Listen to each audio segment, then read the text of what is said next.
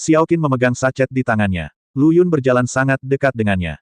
Mungkin karena takut, serangga terbang aneh ini tidak menunjukkan banyak agresi, tetapi tetap berada di dekatnya. Tidak hanya tidak menyinggung, tetapi juga menambah warna pada lingkungan yang mengantuk ini. Tentu saja, ini hanyalah permukaannya saja. Segera setelah, Xiao Qin tiba-tiba berteriak. Sambil menutup matanya, dia mengulurkan jarinya dan berkata, Xiao Lu Yun, cepat lihat ke sana. Arah yang ditunjuk Xiao Qin adalah tumpukan mayat. Lu Yun sudah melihatnya. Miao Xin tampak sedikit jelek dan berkata, tidak heran begitu banyak serangga bangkai api ungu tiba-tiba muncul. Siapapun yang menumpuk begitu banyak mayat binatang di sini benar-benar tidak etis. Jika itu hanya satu atau dua mayat binatang, itu bukan masalah besar. Kuncinya adalah setidaknya ada 30 atau 50 binatang di tumpukan mayat itu. Dikeluarkan isi perutnya, usus diaduk kemana-mana. Di saat yang sama, bau amis dan menyengat menerpa wajahnya. Gambarannya mengerikan. Pantas saja Xiao Qin begitu ketakutan hingga dia berteriak. Di atas tumpukan bangkai binatang, sejumlah besar serangga bangkai api ungu berkumpul, banyak di antaranya baru saja merangkak keluar dari perut mayat tersebut. Dari kejauhan terlihat seperti nyala api biru ungu yang melompat dengan kencang. Lu Yun memandang Miao Xin dengan ekspresi aneh dan berkata, apakah ini serangga langka yang kamu bicarakan? Mampu menggerogoti bangkai seekor binatang hingga keadaan seperti itu, betapapun bodohnya Anda dapat melihat bahwa serangga terbang itu tidaklah sederhana. Ini tidak sesederhana menjadi langka. Miao Xin tampak pucat dan tidak berkata apa-apa, merasa sama terkejutnya. Lu Yun menambahkan dengan ekspresi main-main, melihat betapa terkejutnya Anda, saya pikir ini adalah karakteristik Xinjiang Selatan Anda. Omong kosong. Wajah Miao Xin tenggelam dan dia mengutuk. Bagaimana hal ini bisa menjadi ciri khas Xinjiang Selatan? Serangga mayat api ungu akan berkumpul dalam jumlah besar karena bangkai binatang ini, dan bangkai binatang tersebut akan menumpuk menjadi tumpukan mayat, yang pasti merupakan buatan manusia. Beberapa goresan rapi juga terlihat pada mayat beberapa binatang. Goresan ini tidak dimakan oleh serangga bangkai api ungu, tetapi sepertinya dipotong oleh seseorang dengan pedang. Miao Xin hanya terkejut, yang begitu membosankan sehingga setelah membunuh binatang buas ini, dia masih menumpuknya bersama-sama, seolah-olah dia sengaja menarik serangga mayat api ungu. Pada saat yang sama, Miao Xin juga terkejut dengan kekuatan pengguna pedang. Semua binatang ini adalah binatang buas, dengan agresi yang sangat kuat, jauh melebihi binatang normal. Jika dia tidak kuat, siapa yang memiliki kemampuan untuk membunuh 30 atau 50 binatang buas berturut-turut? Tidak jauh di depan adalah tempat suku klan Gu mereka berada. Orang Gu pasti tidak akan melakukan hal membosankan seperti itu. Maka itu hanya bisa dilakukan oleh pihak luar. Mungkinkah seseorang membawa kembali kontestan yang sangat kuat dalam kompetisi pembunuhan ini? Inilah yang paling dikhawatirkan oleh Miao Xin. Namun yang membuatnya bingung adalah, karena kekuatan orang itu begitu mengerikan, bagaimana bisa ia ditanami racun cinta? Tuan Lu, sebaiknya pegang sachet ini. Miao Xin terbangun dengan kaget, dan tiba-tiba mengeluarkan bungkusan dari tangannya dan menyerahkannya kepada Lu Yun. Saat bertemu dengan sekelompok besar serangga bangkai api ungu, Miao Xin berpikir lebih baik tidak marah. Jika sesuatu benar-benar terjadi pada Lu Yun, Xiao Qin pasti tidak akan melepaskannya begitu saja. Kamu harus tahu kalau ibu Xiao Qin adalah pemimpin klan Gu mereka. Miao Xin tidak berani melangkah terlalu jauh. Lu Yun memandangnya sambil setengah tersenyum dan berkata, bukankah kamu bilang hanya ada satu sachet yang tersisa? Aku baru tahu, ada satu lagi. Miao Xin tampak bersalah. Benarkah? Aku percaya padamu. Lu Yun mengetahuinya, tapi dia tidak mengungkapkan pikiran Miao Xin. Dia memiliki gagasan tertentu di dalam hatinya. Tampaknya bibi Miao tidak sepenuhnya buruk. Saat ini, Xiao Qin tidak bisa menahan diri untuk tidak berkata, Xiao Lu Yun, ayo cepat keluar dari sini. Baunya sangat tidak enak. Lu Yun mengangguk, tapi meletakkan bungkusan yang diserahkan Miao Xin ke tangan Xiao Qin. Adik keenam, ambil dua, lebih aman. Tetapi, Xiao Qin ingin mengatakan sesuatu, tapi Lu Yun menyela dan berkata, tidak apa-apa. Lagi pula, aku dekat denganmu, jadi serangga terbang itu tidak berani datang. Miao Xin membuka mulut untuk berbicara. Ketika sachet jenis ini dibuat, agar tahan lebih lama, jangkauan sebaran wewangiannya hanya bisa dipersempit. Tidak masalah untuk satu orang. Ini hampir tidak cukup untuk dua orang. Tapi ini dalam keadaan normal. Tiba-tiba bertemu dengan serangga mayat api ungu dalam jumlah yang begitu mengerikan seperti hari ini jelas tidak normal. Akan selalu ada serangga bangkai api ungu yang pusing terbang ke arah Lu Yun. Begitu terkena, zat biru ungu yang tampaknya tidak berbahaya itu akan merusak kulit Lu Yun. Selama serangga mayat api ungu masuk ke dalam tubuh Lu Yun dan terbungkus dalam bau darah, efek bungkusan itu pasti tidak akan berpengaruh padanya. Serangga mayat api ungu berkembang biak dengan kecepatan yang mengkhawatirkan dan akan segera menggerogoti tubuh Lu Yun dari dalam keluar. Miao Xin baru saja hendak memberikan peringatan, tetapi menemukan bahwa beberapa serangga bangkai api ungu sudah terbang menuju Lu Yun. Miao Xin tidak punya waktu untuk menjelaskan lebih lanjut, jadi dia hanya bisa berteriak, Tuan Lu, hati-hati. Suara itu berhenti tiba-tiba, karena dia melihat pemandangan yang sangat mengejutkan. Saya melihat serangga bangkai api ungu itu terbang ragu-ragu menuju Lu Yun. Tiba-tiba, Cahaya ungu padam, seperti nyamuk yang memukul pemukul lalat, dan beberapa gumpalan asap hitam keluar. Mati, mati, Miao Xin tercengang, tidak percaya dengan pemandangan di depannya. Perlu Anda ketahui bahwa jenis serangga bangkai api ungu ini sama sekali tidak takut dengan energi sejati pembudidayanya, bahkan dapat menelan sebagian energi sebenarnya seperti menggerogoti daging dan darah. Bagaimana Lu Yun melakukannya? Bibi Miao, apa yang kamu lakukan hingga menakuti adik perempuanku yang keenam? Lu Yun berkata, sepertinya tidak puas. Suara Lu Yun membuat Miao Xin terkejut, tapi kemudian dia berkata dengan mata gemetar, Tuan Lu, apa yang terjadi dengan Kimu? Aku sangat marah, apa yang terjadi? Lu Yun menunjukkan senyuman penuh teka-teki dan tidak memberitahu Miao Xin bahwa Ki-nya berbeda dari praktisi biasa. Niat pedang dan Tian, niat pedang itu menyebalkan. Perisai pelindung yang dipadatkan Lu Yun di tubuhnya pasti tidak hanya memiliki fungsi pertahanan, tetapi juga memiliki fungsi menyerang. Baik bertahan maupun menyerang. Serangga mayat api ungu itu dibunuh oleh niat pedang segera setelah mereka menyentuh perisai pelindung Lu Yun. Mata indah Miao Xin membelalak, dan dia tiba-tiba merasakan perasaan yang kuat bahwa kompetisi pembunuhan ini mungkin jauh lebih menarik dari sebelumnya. Sambil berbicara, mereka bertiga telah melewati area berbahaya yang dipenuhi serangga beracun. Maju, tiba-tiba melihat cahaya. Anda bisa melihat beberapa bangunan kuno, dan Anda juga bisa melihat beberapa sosok berjalan-jalan dengan kostum etnik yang sama, kebanyakan wanita. Suku Gu telah tiba. Orang-orang ini sama sekali tidak terkejut dengan kedatangan ketiga orang tersebut, karena tidak lama kemudian, kompetisi pembunuhan akan dimulai di sini. Dalam beberapa hari terakhir, wanita dari suku Gu datang ke suku tersebut bersama beberapa orang luar. Tidak mengherankan jika saya sudah terbiasa. Lu Yun menemukan bahwa sebagian besar wanita ini, seperti Miao Xin, masih muda dan cantik. Tentu saja, ini hanya penampakan saja. Lu Yun tidak tahu berapa umur jiwa mereka yang tersembunyi di balik kulit indah mereka. Cara terbaik adalah dengan tidak memprovokasinya. Untung, Lu Yun datang ke klan Gu sebagai tukang perkakas, jadi tidak ada yang meliriknya untuk kedua kalinya, yang membuatnya sangat khawatir. Kompetisi pembunuhan akan dimulai dalam 2 hari. Izinkan saya membawa Anda menemui pemimpin klan terlebih dahulu. Lu Yun kecil. Xiao Qin menoleh untuk melihat Lu Yun. Bahkan dengan topengnya, Lu Yun bisa merasakan kegugupannya, dan tidak bisa menahan diri untuk tidak meremas telapak tangannya dan berkata, tidak apa-apa, aku akan tinggal bersamamu. Xiao Qin hendak menemui ibunya, jadi tentu saja dia gugup. Namun setelah menerima kenyamanan Lu Yun, saya merasa sedikit lebih rileks. Miao Xin berkata tanpa berkata-kata, kalian berdua masuk sebagai laki-laki sekarang. Tidakkah menurutmu perilaku berpegangan tangan ini aneh? Masuk akal. Xiao Qin menyadari bahwa dia adalah seorang wanita yang menyamar sebagai pria, jadi dia segera menarik tangannya dari tangan Lu Yun. Kalau tidak, akan terlalu aneh bagi orang luar untuk melihatnya dan mengira itu adalah dua pria dewasa yang berpegangan tangan. Miao Xin hendak membawa mereka berdua menemui pemimpin klan ketika dia tiba-tiba melihat seorang pria dan seorang wanita berjalan di depannya. Dia tidak bisa menahan diri untuk tidak mengerutkan kening dan berkata, Tuan Lu, Nona Xiao, ayo pergi cara lain. Lu Yun bingung. Sebelum dia sempat bertanya, dia mendengar suara seorang wanita, Miao Xin, kamu tidak menyapa saat kita bertemu, mengapa kamu menghindariku? Itu adalah wanita yang berjalan di depan. Wanita itu tampak berusia 20-an, tetapi melalui matanya, terlihat bahwa dia jelas lebih tua. Kemungkinan besar dia seumuran dengan Miao Xin. Nama wanita itu adalah Miao Ying, dan dia biasanya tidak memperlakukan Miao Xin dengan baik. Setiap kali mereka bertemu, perang kata-kata akan terjadi tanpa bisa dijelaskan. Pemuda yang memegang pedang di sebelah Miao Ying memiliki mata yang tajam dan ekspresi arogan. Ini adalah tanda kepercayaan diri. Aku sudah lama kembali, dan aku sudah lama tidak bertemu denganmu. Kupikir kamu sudah mati ketika kamu secara tidak sengaja mengalami perkelahian sengit saat merayu pria di luar. Miao Ying menatap Miao Xin dengan sinis dan berkata. Wajah Miao Xin menjadi gelap, aku tidak akan mati bahkan jika kamu mati. Kata-kata itu jatuh begitu saja. Tiba-tiba rasa dingin menyelimutiku. Tubuh Miao Xin sedikit gemetar, dan dia memandang pemuda di sebelah Miao Ying dengan ngeri. Rasa dingin yang baru saja keluar dari tubuh pemuda ini, tapi mereda dalam sekejap.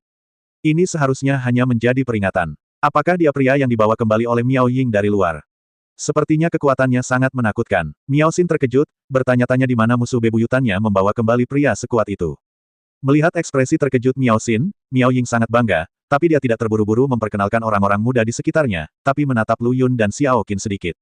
Senyuman sinis di bibirnya semakin kuat. Miao Xin, kamu sebenarnya membawa dua pria kembali, tapi dengan lengan dan kaki mereka yang kurus, mereka mungkin tidak cukup baik untuk digunakan sebagai umpan meriam, kan? Xiao Qin adalah seorang wanita yang menyamar sebagai laki-laki, dia memiliki sosok yang langsing dan terlihat lemah. Sulit untuk tidak membuat orang curiga bahwa dia ada di sini untuk memperbaiki penampilannya. Dan Lu Yun, ia juga bukan sosok yang kuat. Dibandingkan dengan anak muda di sekitar Miao Ying, sosok langsingnya sudah kehilangan momentumnya. Tidak heran Miao Ying akan mengejeknya. Tentu, meskipun dia mengejek Lu Yun dan dua lainnya, target utamanya adalah Miao Xin. Orang-orang perkakas, siapa yang peduli dengan perasaan mereka? Tujuannya untuk memprovokasi pemilik anjing melalui cara memukuli anjingnya. Adapun perasaan anjingnya tidak perlu dipedulikan sama sekali. Ini adalah ide Miao Ying. Miao Xin tampak jelek dan menanggapi sindiran Miao Ying dengan mengatakan, lulus atau gagal tidak ada hubungannya denganmu. Ya, Miao Ying berkata dengan bercanda, bagaimana saya mendengar bahwa Anda keluar kali ini untuk mencari pria yang baik untuk dinikahi. Dia menatap Lu Yun dan Lu Yun lagi dengan mata main-main. Siapa di antara mereka yang akan kamu biarkan menjadi calon suamimu? Saat mengucapkan sumpah, Anda hanya dapat memilih satu orang, dan pada akhirnya hanya satu orang yang akan bertahan, jadi tidak berarti banyak bagi Miao Xin untuk membawa kembali satu orang lagi. Miao Xin terlalu malas untuk menjawab. Miao Ying terus memprovokasi, saya tidak keberatan jika Anda membawa beberapa orang kembali, karena pada akhirnya, semua yang Anda bawa kembali akan berubah menjadi mayat berjinjit. Dikatakan, dia menatap penuh kasih ke arah pemuda di sampingnya, dan memperkenalkannya dengan bangga, saya lupa memperkenalkan Anda, ini laki-laki saya, Ye Fei Yang, dari Kunlun. Tingkat budidaya, tahap awal ramuan emas. Petik 2. Dengarkan kata-katanya. Pupil mata Miao Xin tidak bisa berhenti mengecil. Kunlun, tahap awal Jindan. Kedua kata ini memiliki kekuatan yang sangat mengejutkan. Pantas saja pemuda ini begitu percaya diri. Miao Ying tampak bangga dan melanjutkan, Anda pasti sangat penasaran mengapa Fei Yang, yang begitu kuat, bersedia kembali bersama saya. Bersedia. Dengan kata lain, bagaimana dia bisa mendapatkan racun cinta yang ditanamnya? Para pembudidaya ramuan emas pada tahap awal sangat waspada, dan tidak mudah untuk berhasil membuang racunnya. Miao Xin pasti penasaran. Miao Ying tidak menyembunyikan apapun, dia meraih lengan Ye Fei Yang dan berkata dengan sombong, sejujurnya, saya tidak meracuni Fei Yang. Tidak ada racun. Alis Miao Xin melonjak. Dia memandang Ye Fei Yang dengan heran. Jawabannya dapat ditebak dengan cepat. Dia tidak meracuni, tapi dia tetap bersedia mengikuti Miao Ying ke klan Gu, yang menunjukkan bahwa mereka berdua sangat mencintai satu sama lain. Jika itu masalahnya, Miao Ying, seekor sapi tua, pasti sangat beruntung bisa mendapatkan harta karun sebesar itu. Miao Xin tiba-tiba merasa cemburu. Dia tidak bisa menahan diri untuk tidak berkata kepada Ye Fei Yang, Tuan Ye, tahukah Anda bahwa usia sebenarnya Miao Ying sudah 35 tahun, dan dia juga seorang janda. 35, sedikit lebih tua dari Miao Xin. Lebih penting, janda, Miao Ying memiliki seorang suami sebelumnya, yang berasal dari klan mereka sendiri. Saat kompetisi pembunuhan pertama kali diadakan, klan Gu belum terpikir untuk menggunakan orang luar sebagai kambing hitam, sehingga mereka hanya bisa memilih orang untuk berpartisipasi dengan cara mengundi. Suami Miao Ying tewas dalam pertandingan pembunuhan pertama. Miao Xin sengaja mengungkap bekas luka tersebut, yang tidak berlebihan, karena Miao Ying lah yang berinisiatif memprovokasi dirinya lalu pamer dengan bangga. Dia tidak tahan. Saya awalnya berpikir bahwa Ye Fei Yang akan keberatan setelah menceritakan masalah ini, tetapi siapa yang tahu bahwa Ye Fei Yang memeluk bahu Miao Ying lebih erat. Tubuh muda, keterampilan terampil, ini adalah hal terindah di dunia. Kata-kata Ye Fei Yang sangat mencengangkan, dan dia tidak merasa malu sama sekali. Mata Miao Xin melebar karena terkejut, dan bola matanya hampir jatuh. Apakah sebenarnya ada orang yang memiliki hobi seperti itu di dunia ini? Aneh. Lu Yun mengangkat alisnya dan menatap pemuda bernama Ye Fei Yang untuk pertama kalinya, memanggilnya Tuan, Tuan, Tuan. Mengagumi. Jika guru Tao tua itu memiliki tingkat kesadaran Anda, bagaimana dia bisa jatuh ke tingkat ini hari ini? Lu Yun terdiam. Haha, Miao Xin, apakah kamu sedih? Aku sudah memberitahu Fei Yang hal ini sejak lama. Bukan saja dia tidak keberatan, tapi dia semakin mencintaiku. Ketika Miao Xin membeberkan kekurangannya, bukannya marah, Miao Ying malah menjadi lebih bangga. Singkat saja, jelaskan kecemburuan. Miao Ying senang melihat ekspresi cemburu Miao Xin. Setelah kompetisi pembunuhan ini selesai, Fei Yang bersedia tinggal dan menikah denganku, jadi Miao Xin, sebaiknya kamu tidak mencari masalah. Arti dari kalimat ini adalah Miao Ying akan bersumpah sebelum pertandingan dan percaya bahwa Ye Fei Yang akan menjadi orang yang bertahan. Jika Miao Xin tidak mengetahui apa yang baik dan apa yang baik, dan mengikuti sumpahnya, dia pasti akan menanggung akibatnya pada akhirnya dan dihukum berat oleh ketiga tetua. Karena dua pria yang dia bawa kembali tidak akan pernah menjadi lawan Ye Fei Yang, sumpahnya ditakdirkan untuk gagal. Langkah Miao Ying sangat bagus. Kemudian dia menambahkan dengan ekspresi aneh, apakah kamu bertemu dengan serangga mayat api ungu dalam perjalanan pulang? Itu adalah hadiah Fei Yang untukmu. Jadi begitu. Baru sekarang Miao Xin mengerti mengapa ada begitu banyak bangkai binatang di luar, menarik sejumlah besar serangga bangkai api ungu. Ternyata itu semua dilakukan oleh Ye Fei Yang. Yang disebut hadiah sebenarnya berarti memamerkan kekuatan seseorang. Dari awal hingga akhir, Miao Xin dihancurkan oleh Miao Ying, musuh bebuyutannya. Saya merasa sangat tertekan, namun dia segera pasrah pada nasibnya. Sebenarnya, dia kalah sejak awal, bukan? Lu Yun sama sekali tidak berada di bawah kendalinya, jadi bahkan tanpa Ye Fei Yang, pertandingan pembunuhan ini tidak akan sedamai biasanya. Aku hanya bisa menyalahkan diriku sendiri atas kemalanganku. 2 lubang ditanam berturut-turut. Kiri frustrasi. Miao Ying sudah berada di atas angin, jadi dia tidak terus mempersulit Miao Xin, tapi menatap Lu Yun dan yang lainnya sambil tersenyum, haha, hargai 2 hari terakhir, jika kamu mengikuti orang yang salah, saya hanya bisa mengatakan bahwa Anda ditakdirkan untuk mati. Apa yang dia katakan sama sekali tidak memalukan. Lu Yun diam-diam membuat catatan di dalam hatinya. Bibi Miao, karena aku di sini bersamamu, aku pasti akan mengalami apa yang disebut kompetisi pembunuhan. Lu Yun berkata dengan tenang. Tidak ada sepatah kata pun yang tersisa. Ngomong-ngomong, aku juga bertemu dengan pria misterius itu. Miao Xin tidak punya waktu untuk mengkhawatirkan masalah judul sekarang, dan dia juga mengerti arti kata-kata Lu Yun. Lu Yun telah memberitahunya bahwa tujuan utama datang ke klan Gu kali ini adalah agar Xiao Qin bertemu ibunya. Pada saat yang sama, Lu Yun juga akan berpartisipasi dalam kompetisi pembunuhan ini. Tapi Miao Xin tidak bisa bahagia. Pada tahap awal Jin Dan, tidak mudah untuk menghadapinya. Miao Xin hanya tahu bahwa ada banyak hal aneh tentang Lu Yun, tapi dia tidak tahu apa kekuatannya, jadi wajar jika tidak berharap apapun.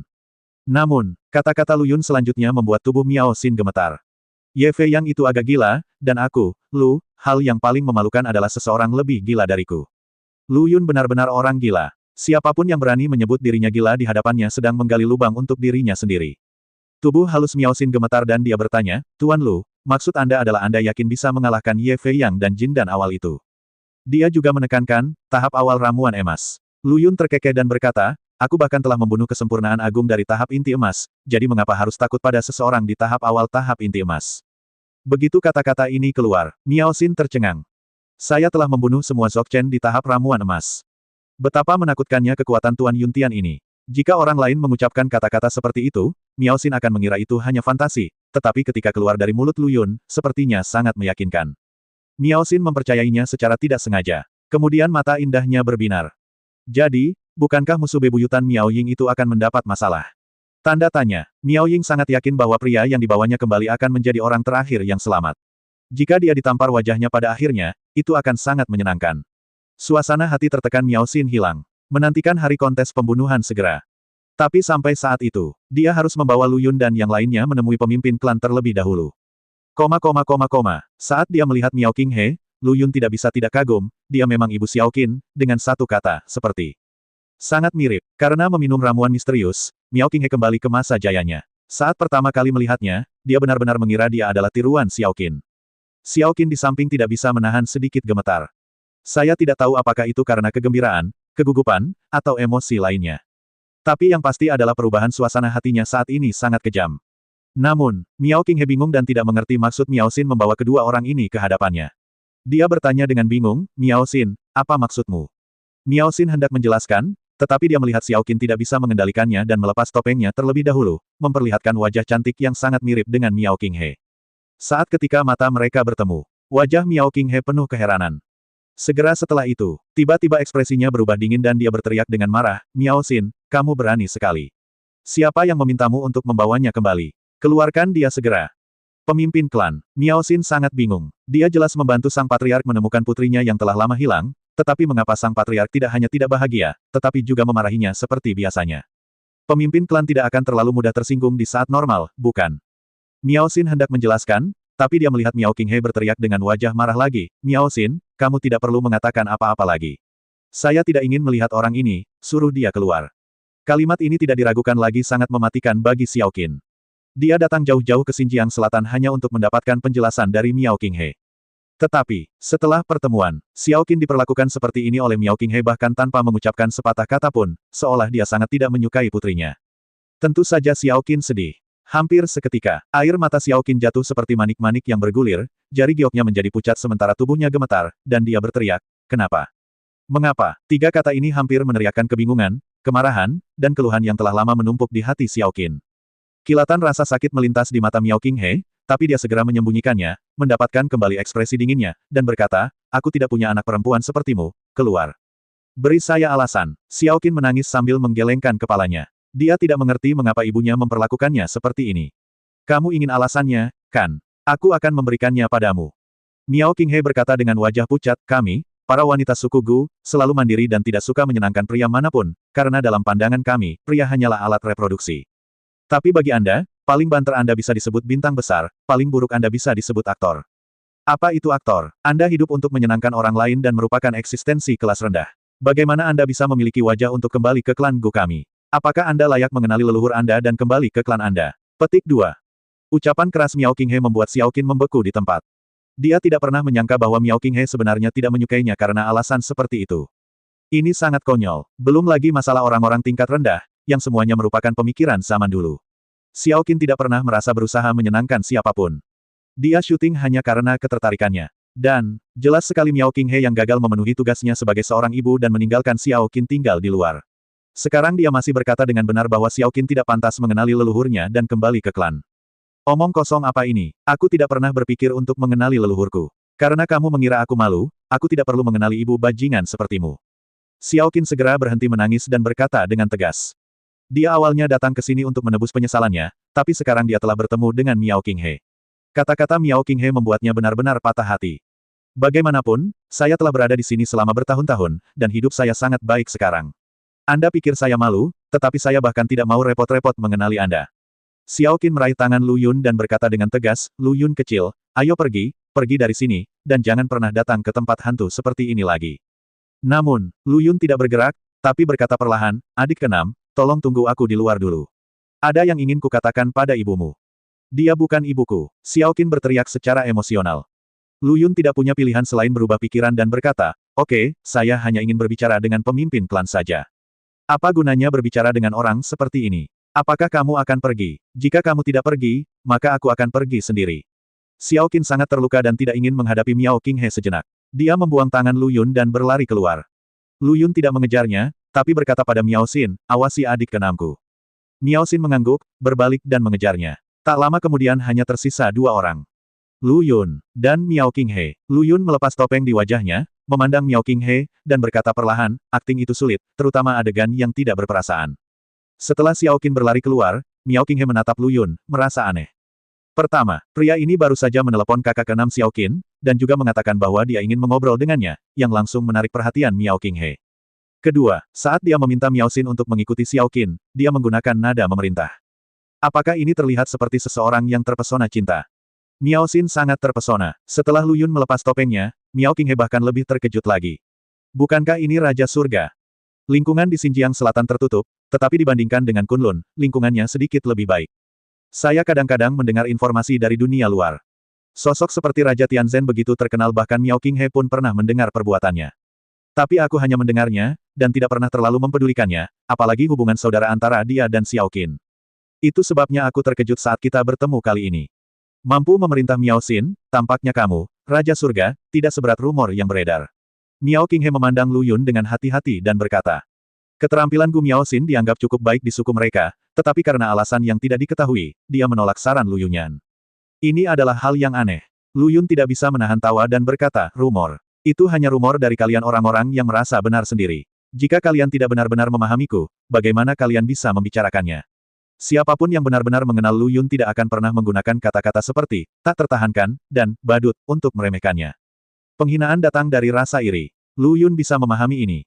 Jadi dia biasanya tidak mau repot menjelaskan kecuali pihak lain memprovokasi dia. Miao Qinghe menenangkan diri dan berkata, sebenarnya, saya tidak pernah menganggap serius rumor itu. Setiap orang memiliki cara hidup masing-masing. Tidak pernah memalukan bagi Anda untuk memilih hidup di antara pujian dunia. Mampu menjadi dewa di dunia sekuler adalah sebuah keterampilan. Miao Qinghe tidak pernah percaya bahwa makhluk yang bisa disebut dewa di dunia sekuler akan sama menyedihkannya dengan rumor yang beredar di kalangan mereka. Lingkaran ini mencakup Kunlun, keluarga dunia tersembunyi, dan suku sihir di Xinjiang Selatan, Del. Orang-orang ini bangga menjadi luar biasa dan meremehkan perbuatan Raja Tianhan. Seorang raja harus memiliki sikap seorang raja. Merupakan perilaku yang sangat tidak dihargai jika pergi ke tumpukan perunggu sepanjang hari untuk memamerkan kekuasaannya. Menurut mereka, inilah Lu Yun. Namun, bagaimana mereka bisa tahu? Lu Yun tidak pernah menganggap serius apa yang disebut raja ini. Selama batasannya belum dibuka, di hadapan Lu Yun, semua makhluk hidup adalah setara, seperti sekelompok tentara dan jenderal. Setiap orang punya cara hidupnya masing-masing. Lu Yun mengulangi kata-kata Miao Qinghe, dengan senyuman di bibirnya dan berkata, bukan begitu caramu memperlakukan putrimu sekarang. Xiao Qin juga punya cara hidupnya sendiri, tapi barusan, Miao Qinghe berkata dia malu. Ini sangat bertentangan dengan apa yang dikatakan Miao Qinghe sekarang. Miao Qinghe tidak menjawab, tapi menatap Lu Yun dalam diam, ingin tahu apa yang dia ketahui. Lu Yun perlahan berkata, kamu jelas tinggal di Xinjiang Selatan, tetapi kamu tahu bahwa saudara perempuanku yang keenam adalah seorang bintang.